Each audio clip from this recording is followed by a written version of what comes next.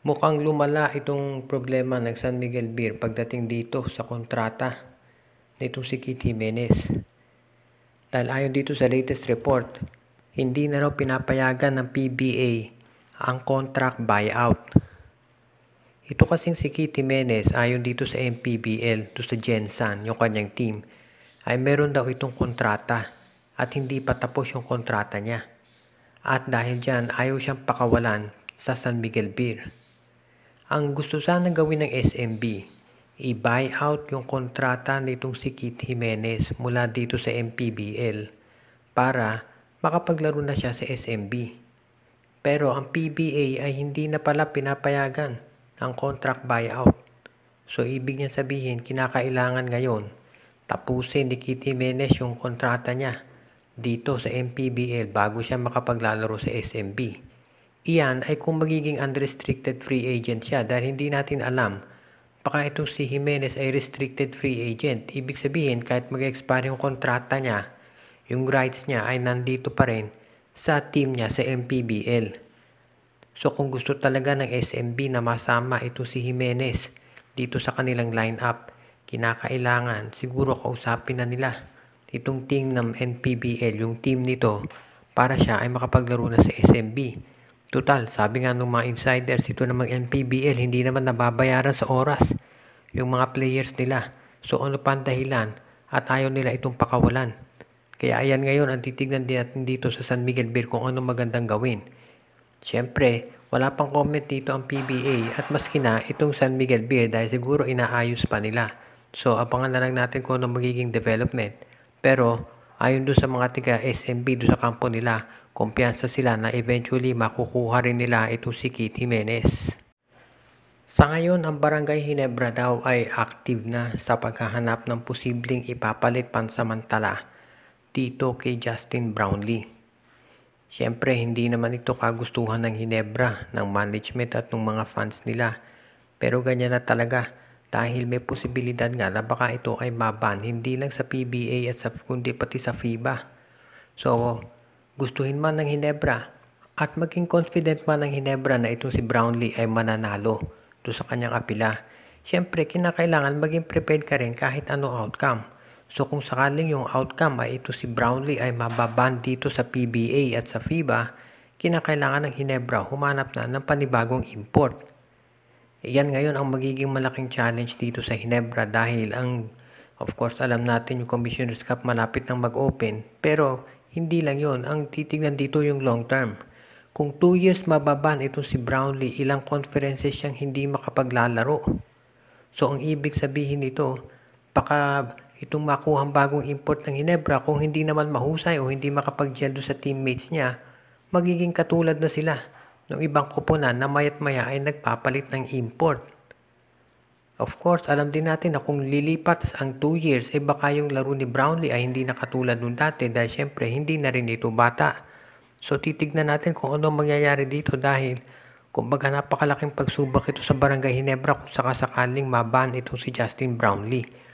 So sa ngayon, ang gusto raw tignan ng Ginebra management, kung sakasakaling hindi pwede si Brownlee, kung kukuha sila ng isa pang 6'5 player katulad niya, o kung kukuha sila ng isang 6'8 na pwedeng backup nito si Japet.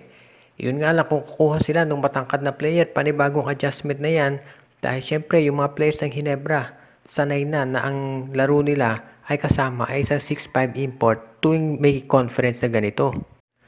Magkakaroon yata ng napakalaking revamp dito sa TNT Tropang Giga. Siyempre gusto sana ni Coach Jojo Lastimosa at itong si Chot Reyes na ipagpatuloy yung kanilang lineup dahil kapapanalo lang nila dito sa Governor's Cup kontra Ginebra. At kumbaga meron na silang resident import itong si Ronde Hollis Jefferson. Ang problema, nagkasunod-sunod yung mga issues. Of course, si Poy Eram unang-una nagkaroon ng knee injury, 8 months mawawala. Pangalawa, itong si Mikey Williams, alam natin na hanggang ngayon naka-hold out pa rin. Ayaw mag-practice dahil gusto bagong kontrata. Pangatlo, itong si RR Pugoy na alam natin ay at least 6 months mawawala pero malamang buong season yan dahil nga doon sa kanyang kondisyon. Of course, ito si Jason Castro hindi na rin bumabata so naghahanap ngayon ng TNT ng guard na pwedeng maging ka-alternate niya. Kumbaga, 3 starters ng TNT ang wala ngayon. So napakalaking problema nito. At kahit mahusay na import ito si Jefferson, hindi niya kayang mag-isa yan. Kaya kailangan tignan ngayon ng TNT management kung paano nila palalakasin ito. Itong kay Poy Era, yung sitwasyon dyan, malamang ang gagawin ng TNT, kukunin na itong si Brandon Rosser. Dahil yan ang pwede talaga nilang maging center kung matagal hindi magiging available itong si Poy Eram. Samantala naman itong kay RR Pugoy, yan ang medyo mahirap palitan. Dahil yung laro niyan doon sa small forward, napakalaking bagay. Unless, kunin ng TNT itong si Christian David mula sa Blackwater. Pero malamang iintayin muna ng TNT at titignan yung magiging performance nitong si David sa Blackwater bago niya kunin. At itong kay Mikey Williams, kinakailangan dyan ay masusing negosasyon na naman ang mangyayari para mapapayag nila na maglaro ulit dito sa TNT Tropang Giga. Dahil pinakawalan ng Converge Fiber Excess itong si Mike Tolomia at itong si Taylor Brown, ngayon daw sila ay naghahanap ng mga free agents na pwede nilang makuha. Kabilang na ito si Mark Talio na nakikipag-negotiate daw sila. So ibig sabihin patuloy ang pagre-rebuild nitong Converge Fiber Excess para palakasin yung kanilang lineup. At ayon dito sa mga nasa kampo nitong Converge, mukhang ang hinahanap nitong si Coach Aldin Ayo ay yung mga two-way player. Ang ibig sabihin yung pwede sa opensa at depensa. At yan ang dahilan kung bakit daw pinakawalan itong si Taylor Brown dahil ito ay mostly scorer. At ngayon yan daw titignan nila yung mga two-way players na pwedeng mag-fit dito sa sistema nitong si Coach Aldin Ayo. Sa ngayon, mataas daw expectations ng management sa Converge kahit marami pagbabago dito sa kanilang lineup.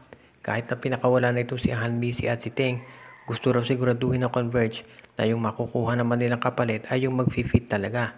At kumpiyansa sila na ito si Shawnee Winston ay magiging sagot to sa katanungan kung sino ngayon ang magiging scorer nila. Kumpiyansa rin itong Converge na itong si Winston at itong si Justin Arana ay magiging maganda ang samahan nila. At sa bandang huli ay magkakaroon ng tinatawag na long-term benefits ang pag-draft nila dito. So sa ngayon yan ang titignan natin gagawin ng Converge kung paano nila palalakasin pa yung kanilang lineup sa pamamagitan ng free agency at syempre yung mga kinuha nilang rookies dito sa nakaraang draft.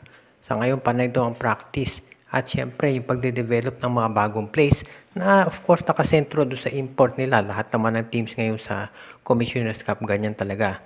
So itong Converge kahit na sabihin pa nung iba na ang dami nilang pinakawalan ng mga top players ay meron naman daw silang makukuhang kapalit na mas angkop dito sa gustong patakbuhin ni Coach Aldin Ayo. Shout out kay Admond De Guzman, Joseph Pineda, Bicol McCoy, Jonathan Iloso, Noel Corpus, Princess Yumi Corpus at Girly Baduria, kay Reden, Elena, Laila at Bonbon Lansang, RG Bueno at Dalina family, Joshua Giray, Espejo at Rosales family, Jordan at John Ray Di Malanta at Sid Maria, John Mark Cantos, Ronald Barbosidad, Donel Santiago, Dexter Tomer, Edwin Carmona Jr., Jason Mendoza, Judy, Edwina, Shaina, Carl, Jaira at Jonah Villarosa, Enju, Junicio Mercado, Brian Andres, Oji, Len, Gio at Gia Santillana at Tagli family, Ireneo Salangsang family, Rico Olarte, JJ Sibum at ang iba pa nating tagapakinig.